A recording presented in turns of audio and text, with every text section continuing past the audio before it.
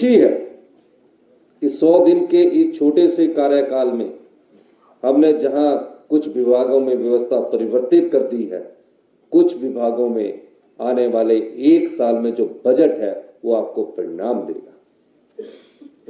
हम हिमाचल प्रदेश की जनता, समाज के सभी वर्ग, किसान, मजदूर, महिलाएं, सरकारी कर्मचारी, अधिकारी को विश्वास दिलाना चाहते हैं कि हमारी सरकार पारदर्शिता से काम करेगी और जनता की सेवा में सत्ता सुख के लिए नहीं, सब कुछ जनता के हितों के हित में फैसले किए जाएंगे।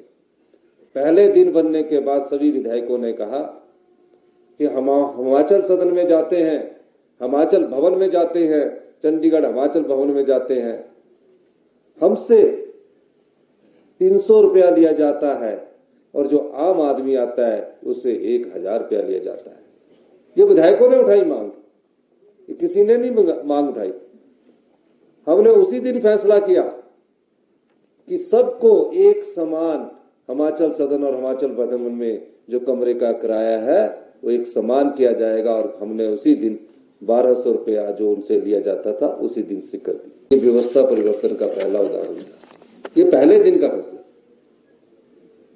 उसके बाद मैं उन बालिका आश्रम में गया।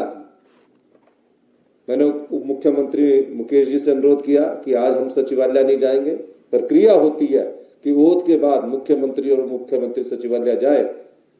मैं बालिका आश्रम के टूटी गंडी के बालिका आश्रम में मैंने उन बच्चों से सीखा, वो कभी कोई मांग लेकर नहीं आते थे और हमने उनके लिए सुख आश्रय कोष की स्थापना की कि आने वाले समय में सरकार ही माता है, सरकार ही पिता है। इस दृष्टि से हमने कार्य करना शुरू किया। हमारी हुई सरकारी कर्मचारी, सरकारी अधिकारी बार बार हम पर उंगली उठाते थे कि अभी तक कैबिनेट नहीं हुई, कैबिनेट का विस्तार नहीं हुआ। कैबिनेट का विस्तार का मतलब ये था कि कई लोग ये चर्चा करते रहते थे कि ये सरकार बनेगी, कोई मंत्रिमंडल में टूटन होगा, ये होगा। हमने बोला आराम से कैबिनेट में विस्तार करें। 1 महीने बाद जब कैबिनेट का विस्तार हुआ, पहली कैबिनेट में हमने 1,36,000 सरकारी कर्मचारी और अधिकारियों को मानवीय दृष्टिकोण अपनाते हुए, सामाजिक दृष्टिकोण अपनाते हुए उन्हें हमने ओल्ड पेंशन स्कीम के तहत लाया। और मुझे खुशी इस बात की है कि हमने उसके लिए 1000 करोड़ रुपए का प्रबंध किया है। कई बार हम पर उंगली उठती थी कि लेट हो रहा है, एसओपी भी बन गई है। 1 अप्रैल 2023 से सभी कर्मचारी, जो सरकारी कर्मचारी और अधिकारी है, उनको ओल्ड पेंशन स्कीम के तहत ला दिया गया है।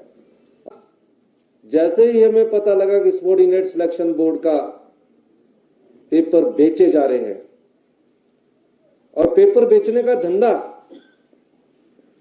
ये काफी सालों से चल रहा था। पिछली सरकार में पुलिस भर्ती का पेपर लीक हुआ, इंक्वायरी नहीं हुई। क्या हुआ, अपनी गलती को ढकने के लिए दोबारा पुलिस भर्ती का पेपर करवाया और दोबारा पुलिस भर्ती का पेपर डिक्लेयर करवाने के बाद रिजल्ट निकाल दिया। हमने 25 दिसंबर को पहला पेपर होना था।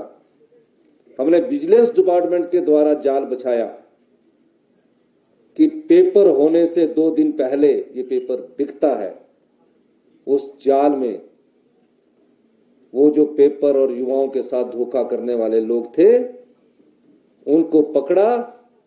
और आज स्थिति है कि जो पेपर वहां पीछे से भी बिके हैं, उनकी भी इंक्वायरी हो रही है, उनकी भी रिपोर्ट आ रही है। जो भविष्य में होने थे उनकी भी रिपोर्ट आ रही है। उस आधार पर हमने कहा कि जिस संस्था ने ऐसा काम किया उस संस्था को हमने भंग किया।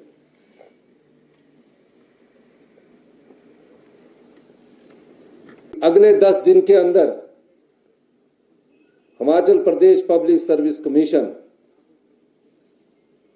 जो सबॉर्डिनेट सिलेक्शन बोर्ड द्वारा जो अगले एग्जाम होने थे, पिछलों की जिनकी इंक्वायरी चल रही है, उनके रिक्रूटमेंट का प्रोसेस शुरू कर रहा है।